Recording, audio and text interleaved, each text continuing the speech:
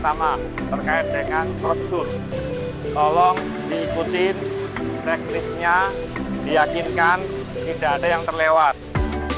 Safety harus dipahami, harus dilaksanakan, resikonya juga harus dipahami pada teman-teman semua yang ada di sini. Rutin melakukan pemantauan lingkungan di sekitar kapal.